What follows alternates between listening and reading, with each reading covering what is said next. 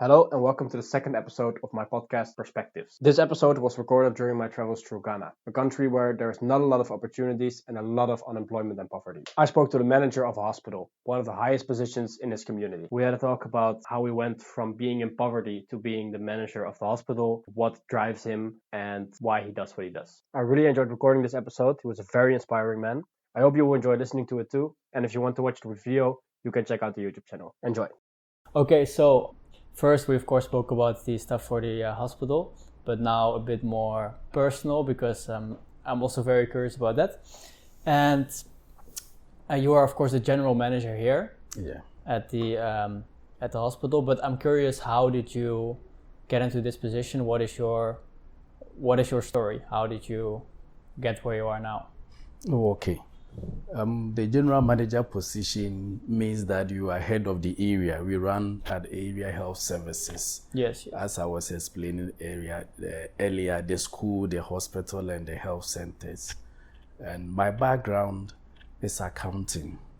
My first degree is in accounting. So I was in the service as an accountant. And with the mission facilities, to become a head of the entire file, like a general manager, any of the professional backgrounds. If you have any professional background and you are good, you can head the services. So I was here as an accountant, but I worked for a number of years, and I had my PhD, and I specialized in health economics. Then after some time, they decided that I should take over as the head of the facilities. Okay, Yes. okay. But all the way back, it started with primary school, then secondary school, and then after high school, because is that how it goes? You went to high school, and then you went instantly to study accounting? Yes, at the university. Okay. My first degree is BSc in accounting, BSc administration and accounting. Okay. Yes, then after that, I have 3 master's degree program in finance management and health financing. Then after that, I went on to read economics and specialize in healthcare. But when you were in high school and you went to study accounting, was in the university, was that a regular thing to do? For example, your friends around you? Were a lot of people going to university? Or was it mostly just you? Yeah, I went to the high school that we call the secondary school in our case. And I went to one of the good secondary schools. And so definitely you have almost everybody going to the university because it's one of the best in the country. So those who get the opportunity to go there, they are good students. All right. After that I went to the university. So I should say almost all my colleagues also went to the university. Okay. Yes. Okay. And how is it a private organization? A private a secondary school? No, public. Okay. Public. Yeah. So it's just like the best students in primary school, they go towards that secondary school, and everyone has the same opportunities to... Yeah, no, we have a number of the secondary schools that they are in this country, everybody sees them to be very good. So students from the lower level, when they want to go there, it's like if you are good, you always want to go there. So it's like with a high competition. A lot of people will apply, but they will pick the best to go. That is the situation. Did you have to work very hard to be among the best students? Yes, you have to. Yes. You have to work very hard. So when you get there, the meaning is that almost, so I should say, everybody there is a good student. So by the time you finish school, about 90% of your mates will go to the university. Maybe they turn to the polytechnics and the other training colleges, but almost more than 90% will go to the university. Okay, that's great. And then you went to study in university, and after you were done with all of your studying, was it easy for you to get a job? After the university, it was not a straightforward something. I think I stayed in the house for about 6 months to 1 year. before I finally got the job to do. But besides that, I was doing part-time works, like teaching. But that one was readily available. That you can get some few schools here and there to support in teaching. So that was what I was doing till I got an appointment as an accountant in one of the hospitals. Yes. Did you, looking back at that time when you were just finishing university, was it always your dream to become a manager of hospital? Not really. It wasn't part of my plan. It wasn't part of my plan. But as I said, I started as an accountant. So it's like my focus has been on the accounting profession. But generally, I'm gifted in other managerial activities here and there. Exactly. So though I was an accountant, but what happened was that most of the time, I was helping the managers because I was good in that area as well. So I was helping the managers. So though I was an accountant, but I was doing a number of activities that are managerial activities. That is how come that finally they decided to push me to the managerial role. So for example, where I was before I came to this facility, the manager, they transferred the manager, but within a space of time, I have to double up as a manager and accountant at the same time. Yes. So they saw the qualities in me, and they knew that I'll be able to handle it. Okay. Wow, that's interesting.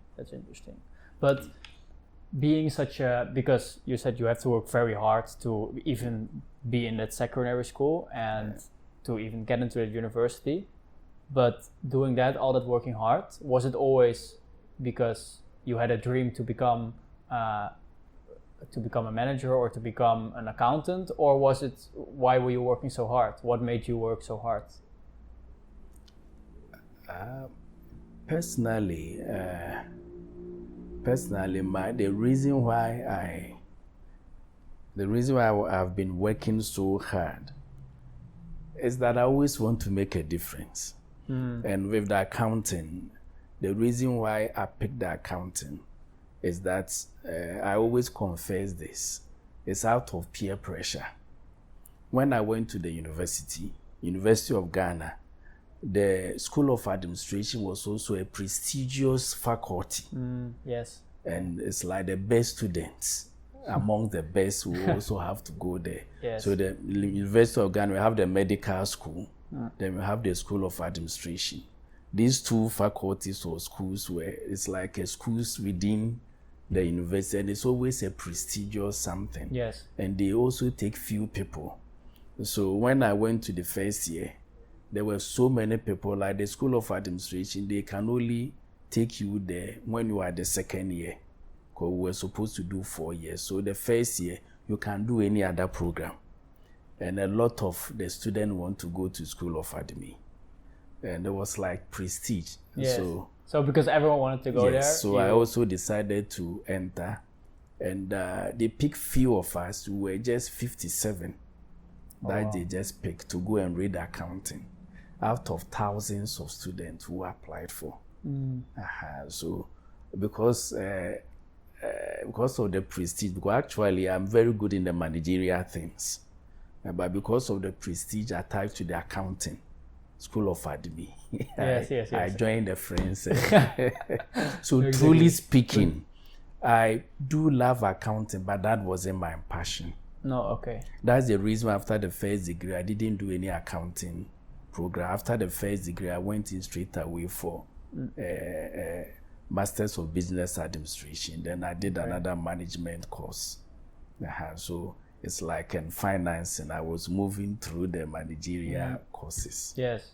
So I have a lot of managerial certificate, and the accounting is just the first degree. Yes, okay. Yes. And this, what you do now, being the manager of the hospital, is that your passion? Please come again. You're now the manager of this hospital? Yes. Is being a manager, is that your passion? Yes. I think that is my actual destination. Okay, wow, that's great. My try. That's Is great. one of my. You see, some of the things that you do, and it's like you are fulfilled. Because I'm gifted in that area, managing, guiding people, and helping them to do one or two things here and there. Okay, interesting. And when you were, because you started studying accounting, but was there at that time, you say you chose it because it was the most prestigious, it was the nicest, but at that time, did you really want to study something else? Were there other studies that you thought were more interesting? At that time, truly management. Even at the secondary school level, I was very good in management courses. It's always what you... Yes, the management courses here and there. But at the university, I decided to move to accounting. But you see, the accounting is also having another areas in management here and there. So when I entered the health area, so I ended up to be the accountant, but I was playing my role. Well, just as I said, I'm gifted in other managerial. Yes. So I've been helping managers throughout. So maybe the employer saw my inputs. Yes, exactly. And they realized that I can fit into that position. But actually, I didn't even apply that I want to become a manager. I didn't. They decided to push me there because they saw the background. Yes. But when you were an accountant, was it your goal to become the manager? No, as I said, it wasn't even in my plans. I love helping and serving. So though I was an accountant, but I was playing a lot of managerial roles. That's in addition to my accounting. Like I will come to work early, make sure that people are at the working. I go rounds, I visit other facilities. I mean, I support. Yes. It's like I'm used to supporting people in all the other aspects of the work that we are doing. But I didn't plan that I will end up becoming a manager. Wow. Okay. Yeah, I didn't plan it. But when they also told me to step in as a manager, I knew I can do it. So I didn't hesitate to accept the challenge. That's interesting, because I hear a lot of times that people, they want to achieve a certain thing, they want to become in a certain position, and they set the goal to get there, and then they work towards that. But for you, it was mostly that it seems like you didn't really set the goal to get there, but you just naturally went towards it because that is what you are good at, and that is what you... I won't say I didn't set a goal, but my goal wasn't to become a manager. No, okay. You see, my goal was to make an impact. Okay. Make an impact in the system. Actually, my main mission and vision and goal is to become a reverend minister. That is my major aim. And this is a Presbyterian facility. I was a Presbyterian myself. And I realized that a number of things were not going on well within some of the facilities. And I also had a qualification as an accountant. That is why I decided to join the Presby Health Services to be able to help them. Yeah. So I was helping. That was my focus. So I didn't limit myself to the accounting work. Whatever area that I feel like there is a challenge, I go there to support them. Where you can help the most, you help. Yes. So it's like I put myself in almost all the areas. Yeah. Though I was an accountant, but my vision was to make an impact. Yes, okay. So that we can change certain things. For example, if you look at most of our hospitals were getting older and older. And the challenge was that everybody will be waiting for the church to come and help. So, for example, when I came here, most of the structures here were very old. But still, as an accountant, I was pushing a lot of energy. We've done a lot of renovations, doing this here and there. And I came in as an accountant. We introduced a mortuary because maybe in your place it's not, but here is something a little bit lucrative business. In the mortuary. So I immediately introduced the mortuary. I introduced other activities here and there so that we can generate other revenue to be supporting and to the help more activities patients. here and there. So I started helping as I came in as an accountant. So the employer saw the things that I was doing, and I think they realized that if they push me to be a manager, I'll be able to do more. That was what they told me. Yes. But I wasn't dreaming of becoming a manager, but rather my dream was to make an impact in the system, to change the system. Yeah, wow. Okay. So that was my dream. So for me, wherever you place me, my dream is to make an impact. Yes. But not the positions. Yes, exactly. And that is also your goal now, if I understand correctly. Yes, because you said right now you're the manager of the hospital, and above the hospital there is a board who rules over multiple health institutions. Yeah. And your dream is to become the president there, or what was it? The reverend president? I think you said. I think you mentioned before that your dream right now is to be the reverend president or something. No, reverend minister. Reverend minister. Sorry, I'm not a reverend minister. Sorry. So as I said, it's to becoming a reverend minister, but I'm not a reverend minister. You are? Yes. Okay. So that's why I'm wearing this clerical. Okay. So I'm a reverend minister. So my name is Reverend Dr. Isaac Apia. Wow. My doctor this thing is PhD, not a medical doctor. And I'm a reverend minister. So I'm a reverend minister of the Presbyterian Church of Ghana. I handle a whole district of about 14 congregations. Wow. As well. Wow. But as I said, I just want to make an impact. Yes. Yes, in the system. And some of the things that we are doing is that being a reverend minister, and I'm also working here, is really helping me to help a lot of people. For example, we introduce a lot of interventions. Like as I've told you that we've started working on geriatrics, care for the aged. If you move to the communities, there are a lot of old people without any medical and proper attention. So we want to introduce that.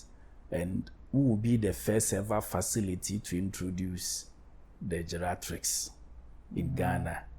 So we'll do that in the school. We'll train nurses to become geriatric nurses.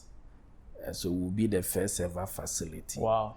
We also realize that the care for the skin, in Africa here, most of them resort to the local ones. And you see now, diseases are dynamic and complex. That's the reason why we're able to bring on board the former chief dermatologist of Holland.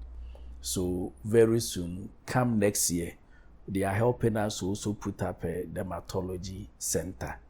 And that will be the first ever center in the country. Wow. So let me say, my vision is always to make a difference. Yes. But not really positions. So wherever I find myself, I want to bring on board. Yes, exactly. Yeah, that has been my passion. I get it completely. You don't really I never care about, fight for position. I'm not interested. You don't really care about the position. If today, if they told me that I should go and play another role, I would just leave it. Yes. Yeah, okay. At the end of the day, I just want to feel fulfilled that through the gift that I have, we've been able to make an impact in the society. That's beautiful. That is my aim. That's great. Personally, I'm never interested in positions. That's amazing.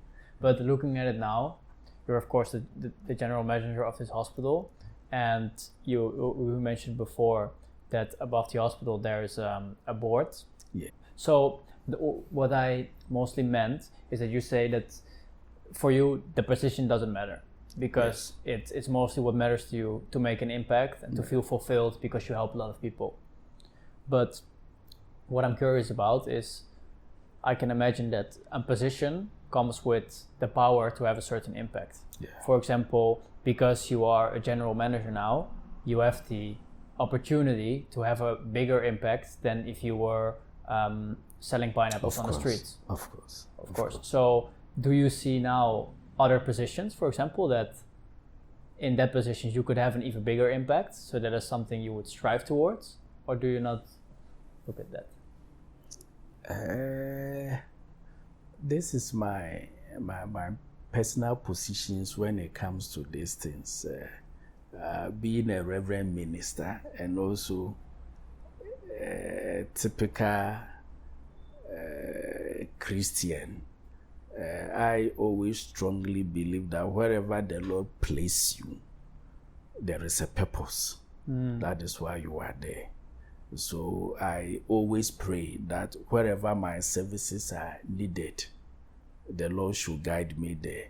That's why I said I don't fight for positions here and there. But like this one, I never discuss with anybody that I'm interested. I was just called to handle it. So if there is other position that is higher and I'm called to go and occupy it, I won't say no. I will go. But if there are, for example, if there is a higher position and it's like we are going to compete, I have to go and apply, do this, that one, I will not do it. That is my personal disposition. Because you believe, I believe if you need that, to be there, you will be guided there. Yes. Wow. That is what I believe in. That's beautiful. Yes. That's beautiful. I like that. I like that philosophy. I like that philosophy a lot.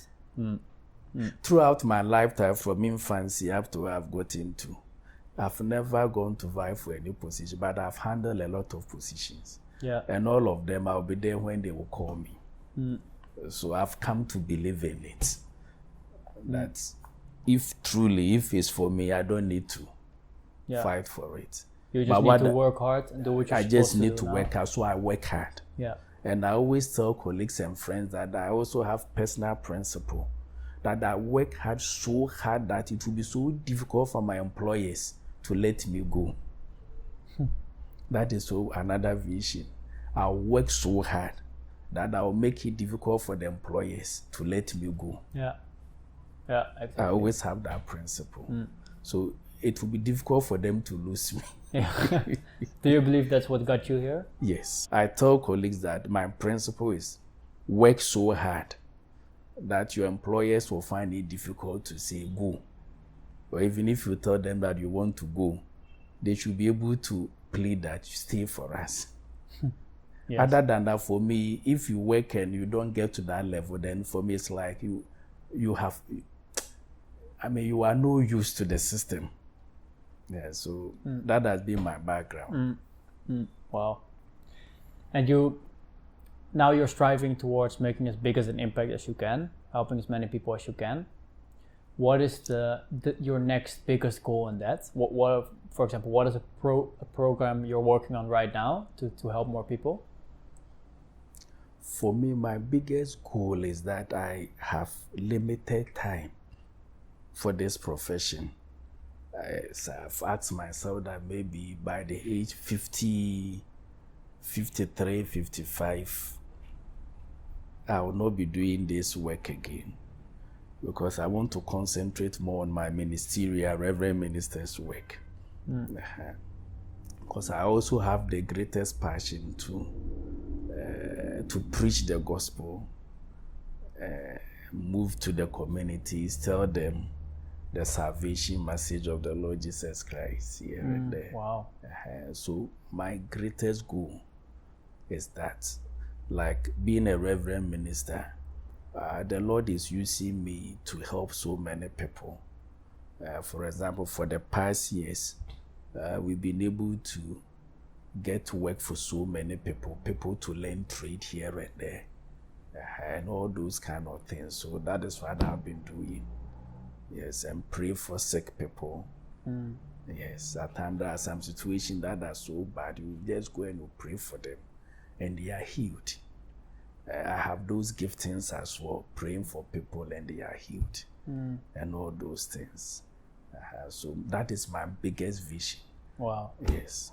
Wow. But for the work, as I said, I just make myself so impactful, because what motivates me to work too is that the salaries and allowances that I get, I'm able to support a lot of people with that. That's why I've not moved into the full ministerial work now. For example, my role as a minister in the church, in the districts, I don't take any allowance, I don't take any payment. And if they are to do ministers' appreciation, when they do the ministers' appreciation, I look for those poor people who are struggling. I give the money to them. And I'm also into writing of books. I will give you one. You have written a book? Yes, I write books. Wow. And what I do with the books is that I don't take a peso. I invest in the book. I pay for the course, everything. I write it myself. Then when I do the launching and I sell, I don't take any amount.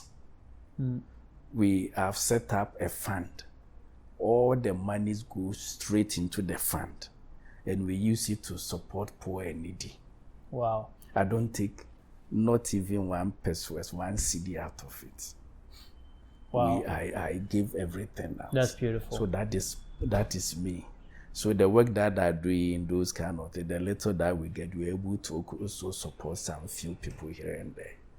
And I believe in that, because if I'm to move into the full-time ministry, you may not be able to have enough to help others who also need help. So these are some of the things I do. What are you writing a book about? As the book is about the gospel salvation messages. It's very interesting to me that right now you are managing the hospital and you have this big vision of having a positive impact on people, and that your dream is to go into the communities and preach gospel. Yes. That's special. Wow. Impressive. For like from last Thursday up to last Sunday, I was in one of the hinterlands, one of the deep local community. We were doing a crusade. So I was there preaching in an open, big place. Wow. I can tell you love to do it. Yes, and it's helping because when they see me, a lot of people are encouraged. Oh, this gentleman with all these degrees and position, he can come down to our level, preach to us, associate with us. Yes. Here and there. And I'm able to counsel so many people to change their bad ways.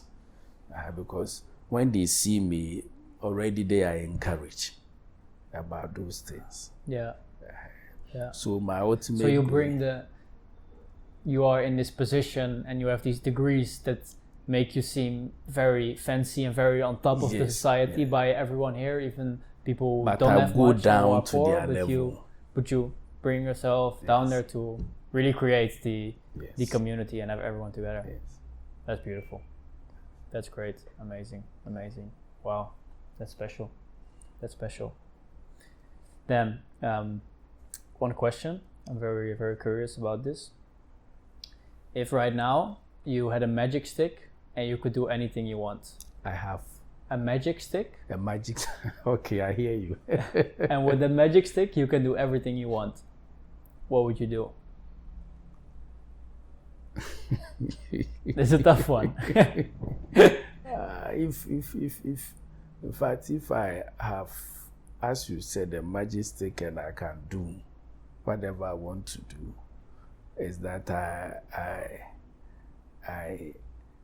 I will help the poor and the vulnerable, because I can't stand to see people suffering in that area. Then I will pray that the magic stick will be able to, I will get enough funds to be able to help all those people. Put smiles back in their faces. That will be what I will be doing. I don't fancy big things like people building houses, people doing that, and that. What gives me the greatest joy is helping the poor and the vulnerable.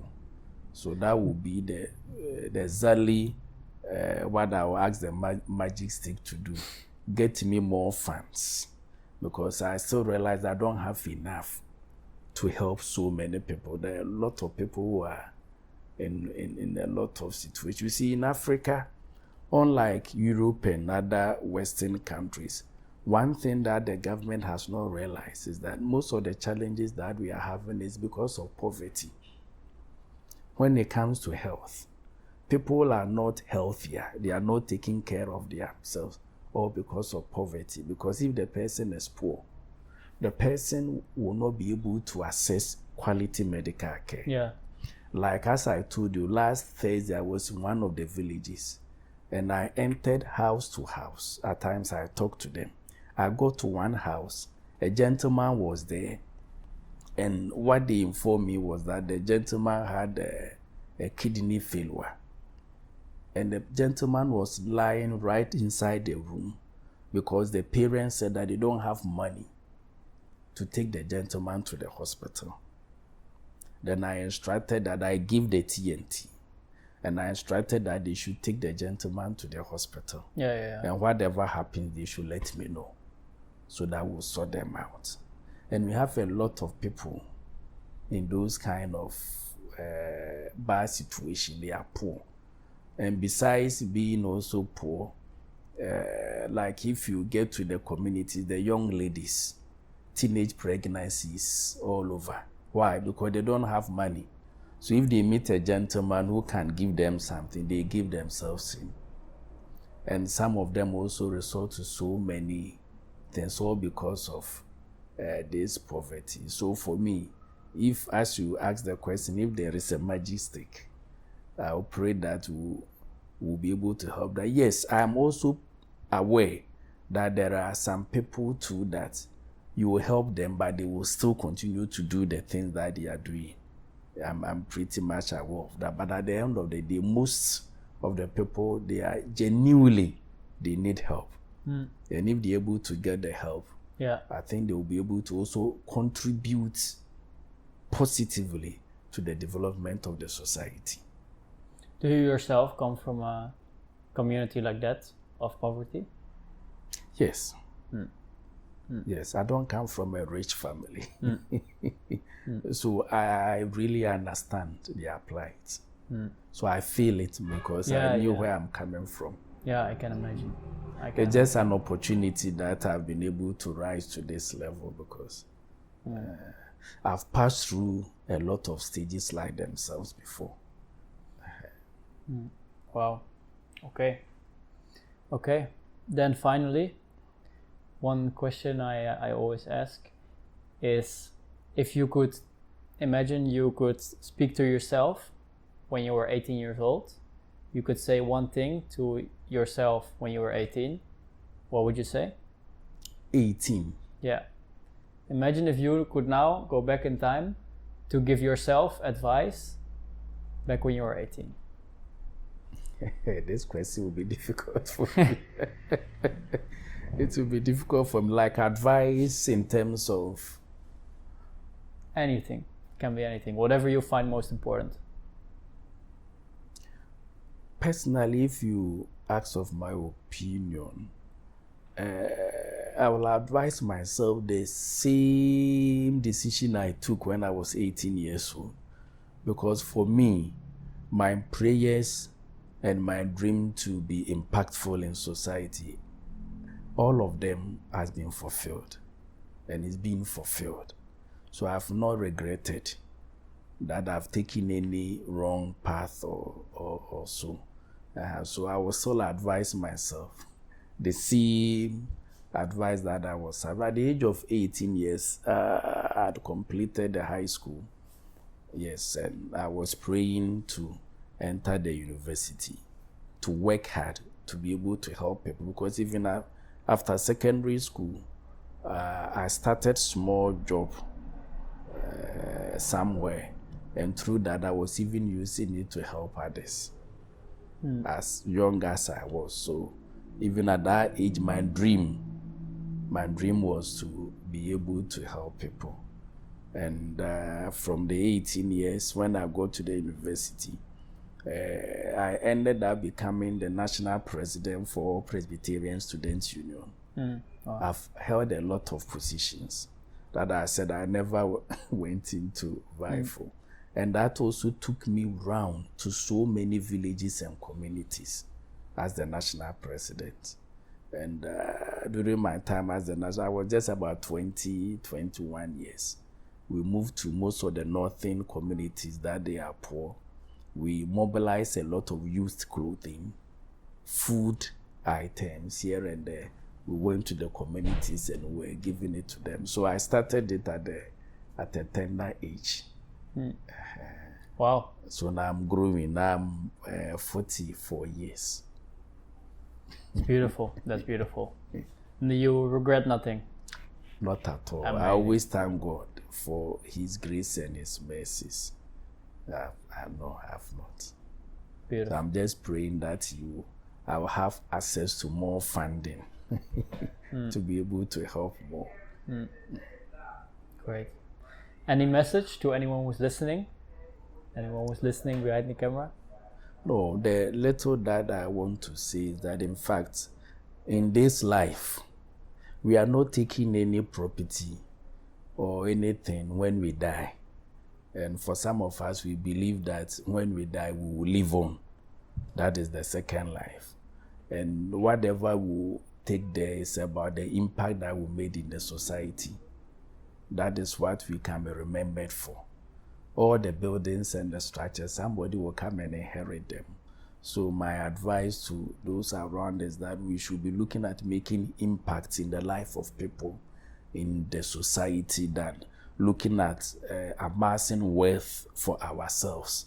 That at the end of the day, I've not seen anybody who is always fighting for wealth and the person is satisfied. You see, you keep on getting and you keep on asking for more. No man ever becomes satisfied with wealth, no matter what amount that you have. So what gives satisfaction in life is the impact that we make in other people's lives. So I want to advise everybody that should rather be our focus, to be able to make impacts in the life of others. That's beautiful to end it. Beautiful. Thank you very much. Thank you very much for taking the time and for telling your story. Thank you.